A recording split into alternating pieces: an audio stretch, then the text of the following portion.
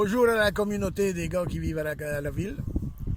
Alors on m'a demandé d'aider ceux qui veulent venir vivre à la campagne à cause du confinement, la Covid à la con.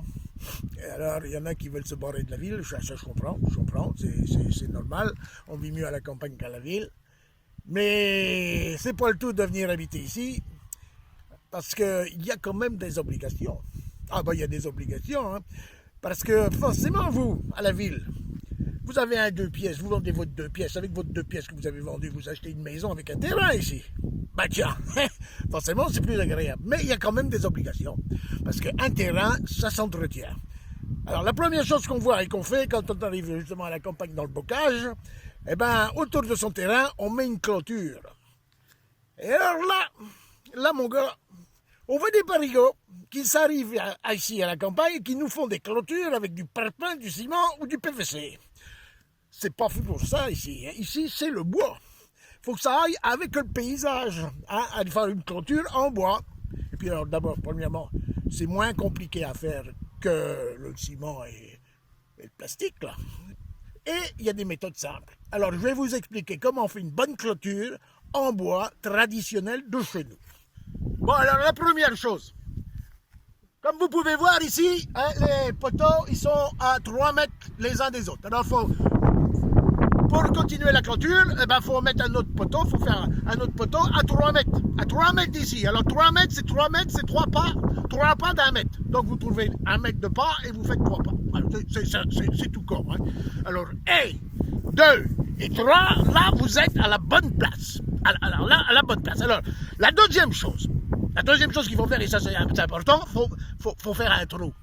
Pour faire un trou, alors vous prenez votre pelle, et vous faites le trou à la distance. 1, 2, 3 et 4. Voilà. Hop. Vous appuyez sur la pelle. Hop.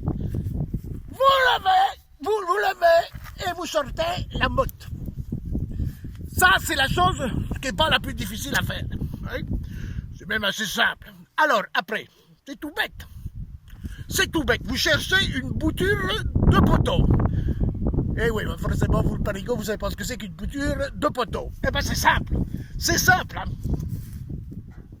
Alors, voilà une bouture de poteau. Une bouture de poteau, vous la voyez là, c'est de la belle bouture. Hein? Attention. Hein?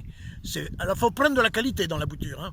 Parce que si vous prenez des petites boutures à petit prix, vous n'êtes pas sûr d'obtenir un bon résultat. Non, faut mettre le prix, faut pas hésiter, même à la campagne. Alors, ma bouture, elle est là, je vais donc la mettre dans le trou. C'est normal, hein. La bouture, on la met dans le trou. Alors, vous poussez la bouture dans le fond du trou, pour qu'elle tienne à peu près correctement, n'est-ce pas? Vous mettez en bas et vous tassez. Voilà, alors là, vous voyez déjà qu'elle est mise en place. Vous recouvrez, fermez le trou avec de la terre. Ben oui, forcément. Hein.